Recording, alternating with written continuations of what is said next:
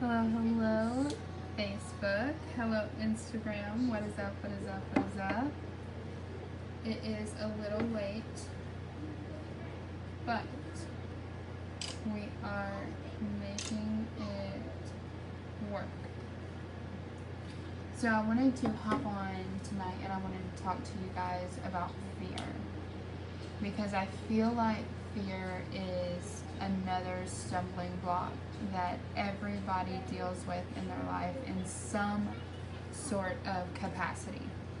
We all have fear arise. We all have it kind of knock us off our feet sometimes when we're least expecting it. And I feel like there are two types of fear. So there is fear that is meant to protect you. This fear specifically is meant to keep you safe. Okay, so for example, some things that this fear would go in alignment with is like, say you're driving down the road and somebody goes to come over in your lane and you get scared, but you automatically correct by maybe honking your horn or shifting to a different lane, and you protect yourself and those in your car with you. That is the kind of fear that is meant for protection. The other kind of fear that I believe that there is the fear that disguises itself and keeps you from being great. Hey, Sarah. And Buddha said a quote one time, fear does not prevent death. Fear prevents life. And I feel like some of you are allowing yourselves to be sabotaged by your fear. You are allowing yourselves to not live your best life and not step into the greatness that has your name on it because of a fear that has disguised itself to be something so massive in your emotions and in your life. But I want you to understand that if you're not taking risks, you're not going to get any rewards. If there are no risks, there's no rewards. And as soon as you get in touch with fear and you become a better person, you become a more developed individual. Because at this point, you can differentiate between the fear that's meant to keep you safe and the fear that's holding you back. Okay? And you have to get to a place where you become motivated but not fearful of something. So, for instance, whenever I went to begin my business outside of barbering, I was very afraid. I was very afraid, and I allowed a lot of people to have a say as to how successful I was going to be with this business. And so I played very, very small. I mean, you can go back on my Facebook pages and see my first oil video of me talking about our BOGOs we were running with my son, and he was literally like maybe 6 months old in my lap. I was playing so small, and it wasn't until maybe a month, 2 months ago that I realized that I was playing small due to the fears that I had been holding on to within myself that were sabotaging me because of what other people were saying. Okay? And I just want you to understand you're never going to be able to fix the parts of your lives that need to be fixed until you're willing to heal that fear. Whether it is fear of letting people down, fear of what someone's going to say about you, fear of what someone's going to think about you. It can be anything, but you're not going to heal. You're not going to get anywhere that you're wanting to go until you heal that place. Okay? And I feel like the basis and the core part of fear is that it reminds us that we're alive. It reminds us that we can do more. So when I made the decision a couple months ago to go all in on this business and really chase after this thing that has been tugging on my heart for years, it's because I knew that I was meant for more than just a 9 to 5, and I get you hear that all the time, but I knew I was more than just a mom that goes to work every day and comes home and takes care of the house and her son and her husband. I knew that I was meant for greatness, and that I was meant to leave a legacy behind for my son that he can step into. And the thing is what you choose to do with your fear is going to determine your destiny. Whether you choose to meet that fear head on and really see it for what it is, or whether you choose to let that fear define you, that's going to be the defining moment in your life where you're going to know where you're going to be in 50 years. I don't want to be where I'm at in 50 years. So I decided to stop playing small. I decided to go all out. I decided to be big and be bold and be everything that I tell you guys to be. But I finally decided to be that for myself. And the thing with fear is fear needs to be seen. Fear wants to be heard. It's not an emotion that wants to be swept under the rug. Okay? And fear is trying to tell you something. And in unpacking the whole fear thing, I learned that fear really just wants you to say, hey, I see you. I hear you.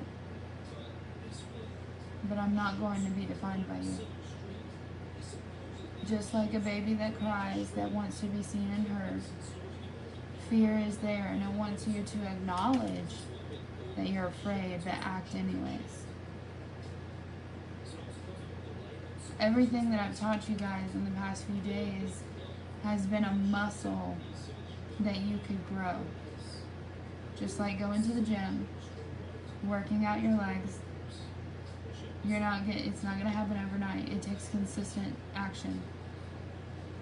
And if you consistently choose to look at your fears and accept them for what they are and say, I see you, I hear you, but I'm not going to be defined by you, and I'm going to take the leap anyways, that muscle is going to grow.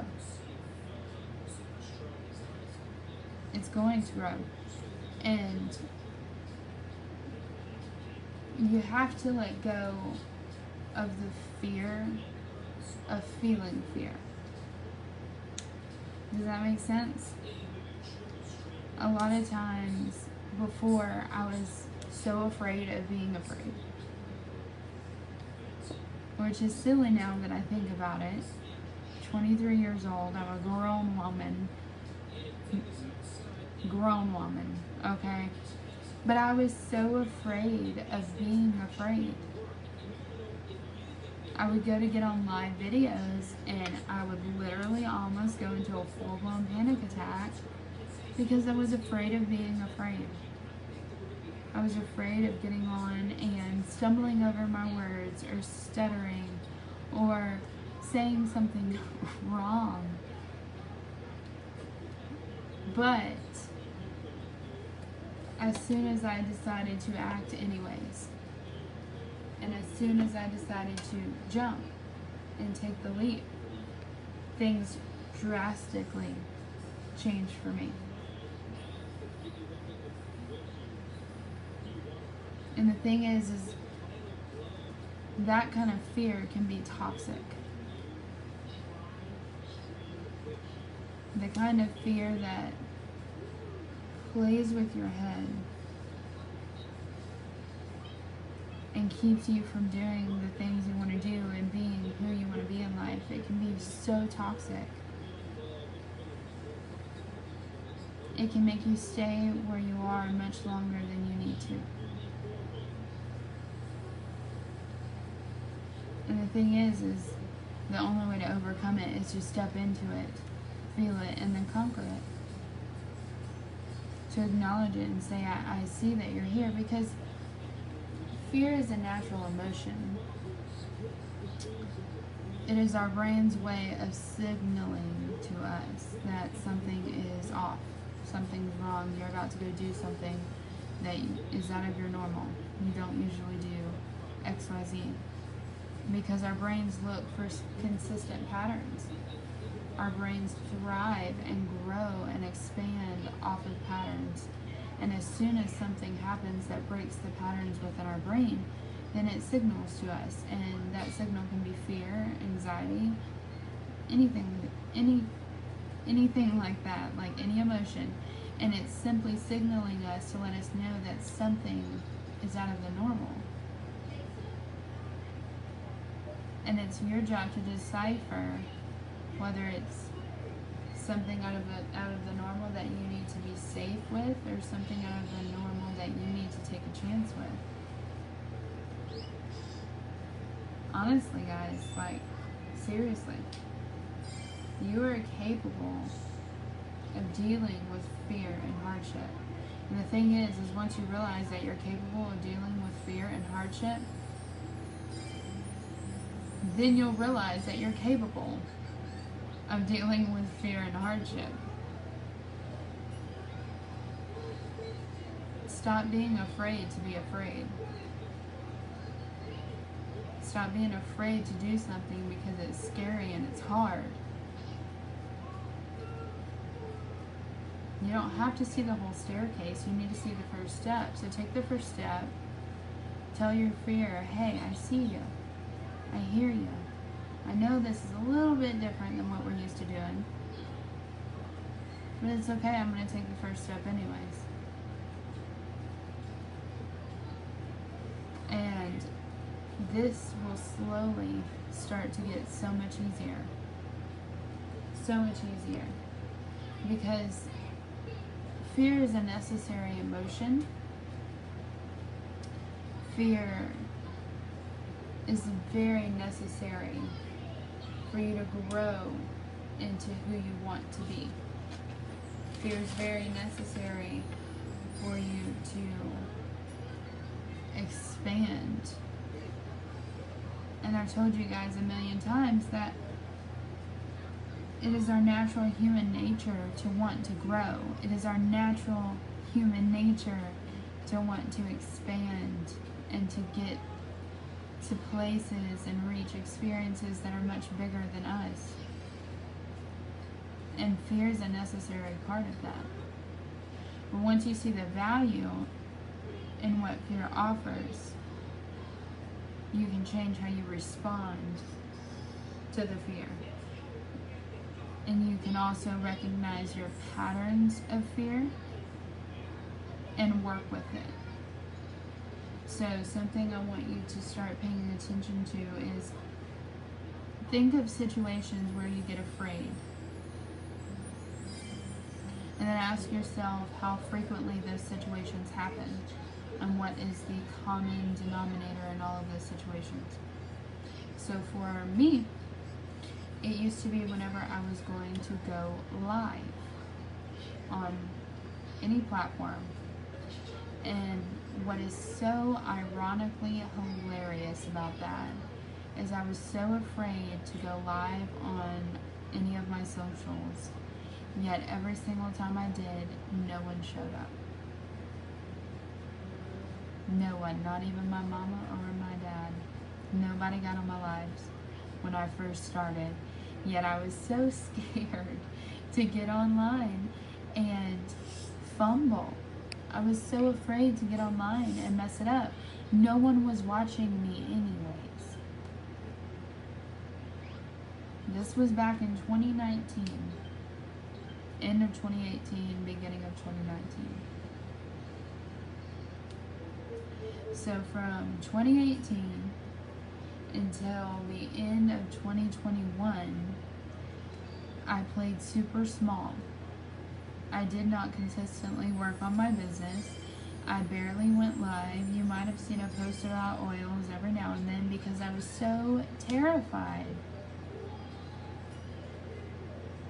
It took me 3.5 years to get to the place where I could overcome fear and decide to go all out on my desires and my hopes and my dreams and my passions. It took that long. And I'll tell you, as soon as I started showing up in my authentic way and not the way that I saw everybody else showing up, that's when everybody started coming. And I wish I could have went back and told the younger version of me that. Because I allowed fear to cripple me to the place where I wouldn't even hit a live button when no one was showing up anyways. I wasted valuable time of practice because you're never going to get good at something if you practice. It's 3.5 years later and I've been going live 3 times a day every day and I still stutter over myself. But that's okay. That's fine because I'm still getting my message out there. I'm still reaching people. My lives have a consistent replay of 60 people plus when it used to not even have a single one.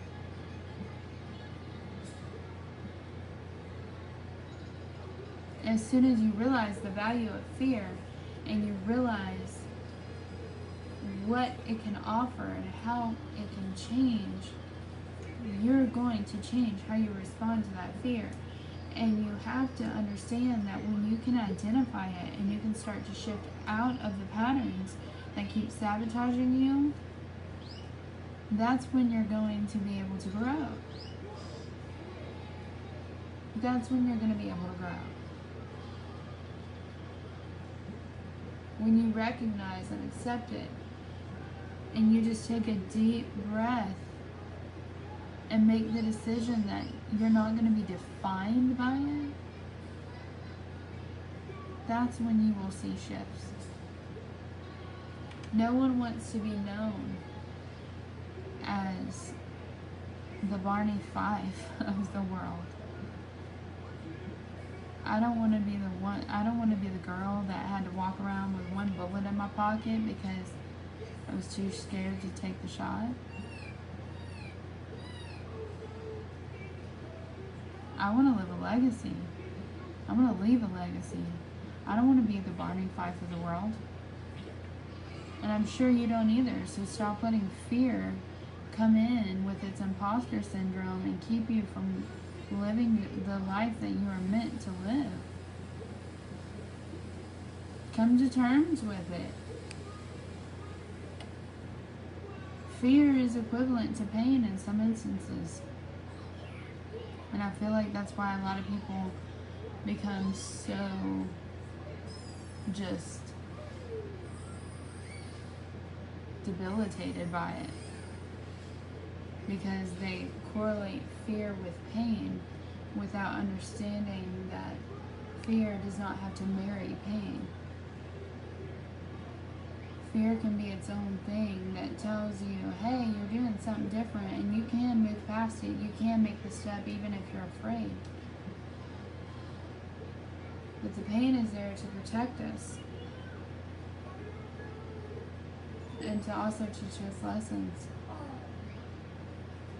And until you learn to separate your fear from your pain, and until you learn to take inspired action, even though you're unsure, And until you learn to take your pain and look it in the face and heal it so that you can release it and you can overcome it, then you're going to be stuck.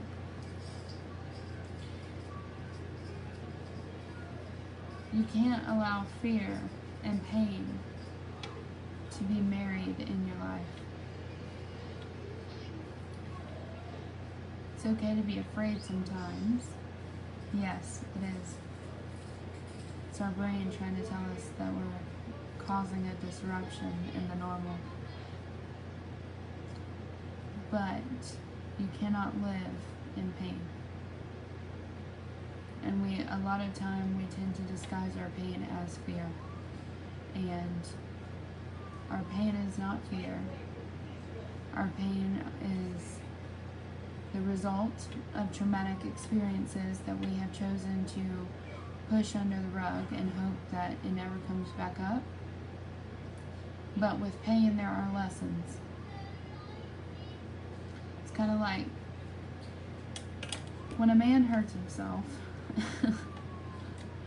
what does he try to do?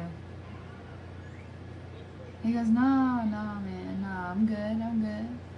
He might have twisted his ankle, okay? No, I'm good. Limps off, playing hard, big and bad, right? But he goes and he does whatever he's doing throughout the day. He might go ride a skateboard, might go play a little basketball, whatever. Next thing you know, he's done torn his ACL. He didn't stop to notice the pain. He didn't stop to deal with the pain before it got bigger than it originally had to be. It's the same thing in your life. If you don't want your pain to get to a place where you cannot bear it, you have to meet it where it's at. And you have to heal it. And that healing is not going to be easy. Healing is never easy. It's not meant to be easy. It's meant to be a process that pulls back the veil on the lesson that God or the universe or whoever you want to call him is trying to teach you.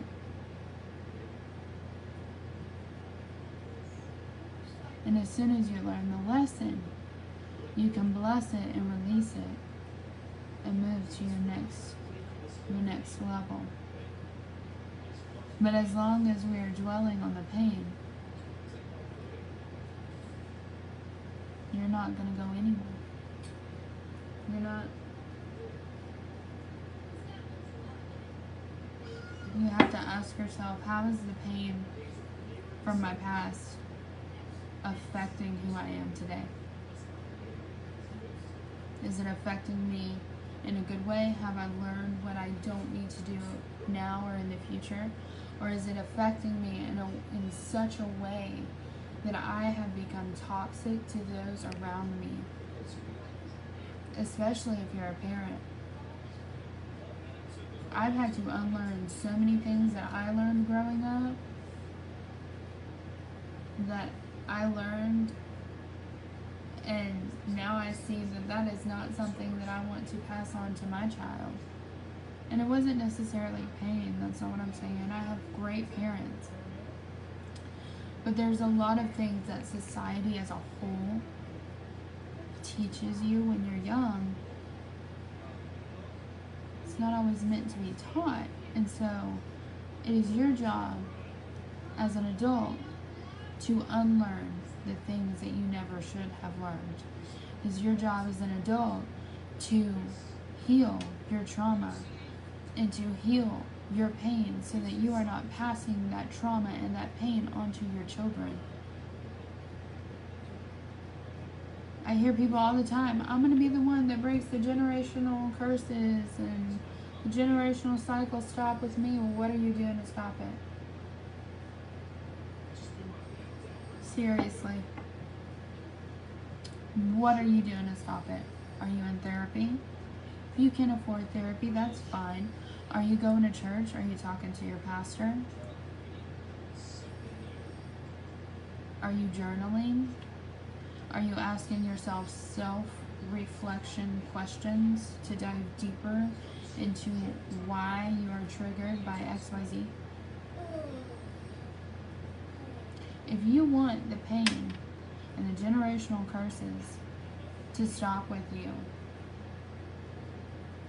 then just talking about it is not enough.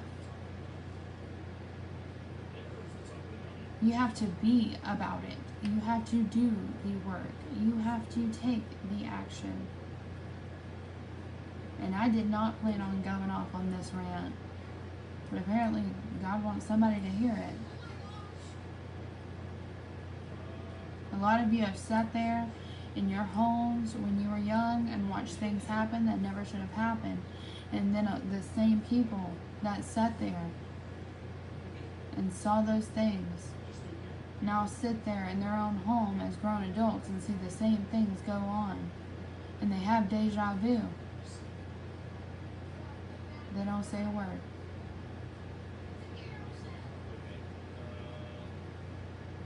You can't complain about your life. You can't complain about your generational curses. You can't complain about how unhappy you are with things if you're not doing a single thing to change it.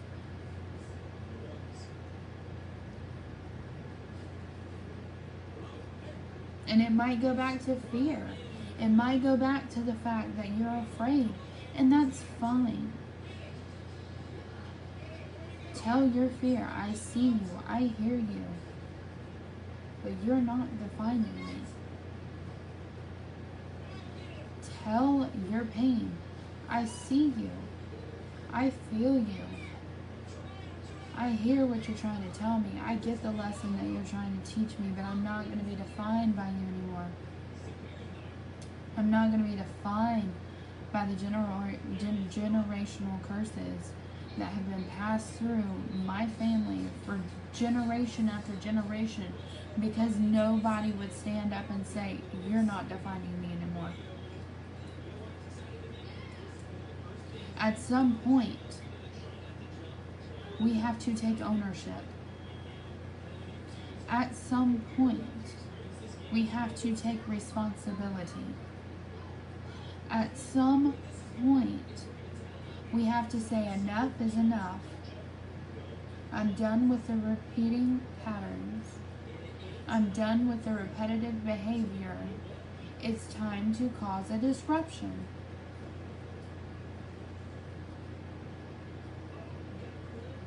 Be the disruptor. Be the disruptor in the fear. Be the disruptor in the pain. Be the disruptor in the uncomfortable. Stop allowing everyone else and your fear and your pain to define who you are and how you show up. Because I'll tell you this, I've got a son that needs to see you get up. I've got a son that needs to see you get up and break the curses that's been passed down from one family member to another. And I have a son that needs to see you say no more.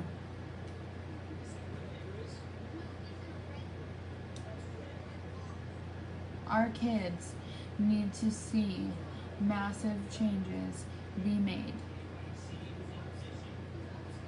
Our kids need to see a shift in how we as adults show up.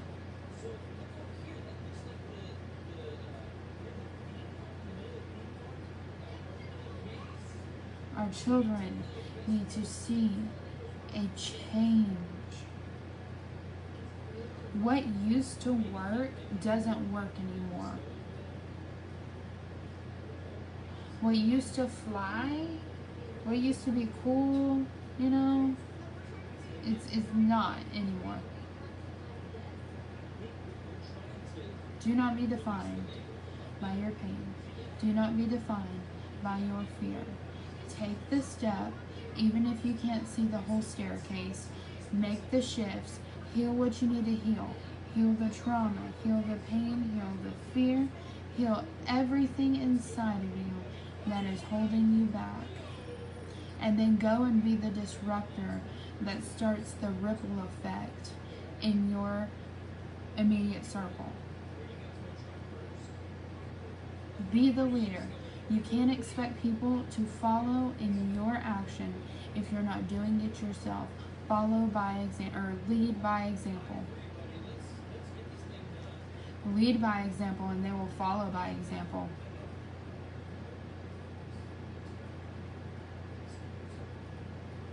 I am being so serious right now. If you get tired of seeing your family have the same arguments, you get tired of seeing your family and your household have the same tension in it, be the leader and say enough is enough. Enough is enough. You get tired of seeing that family member that's an alcoholic tear their family apart, be the disruptor. Say enough is enough. You've got to start taking back your life. And as soon as you start taking back your life and quit letting fear define who you are, the people around you will follow suit because you're leading by example. I love you guys. I know I went off on a whole tangent. Don't even know why I felt like I need to say all that. I guess God had a message for somebody tonight. But I love you guys. It is 11:48 my time. As you can tell, I've got sleepy eyes. I'm on like my 20th cup of coffee. Got one more live to go for today, and then I get to go get in bed. So I love you, and I hope you have the best night, and I hope this talk served you in some way. Have a great night, guys.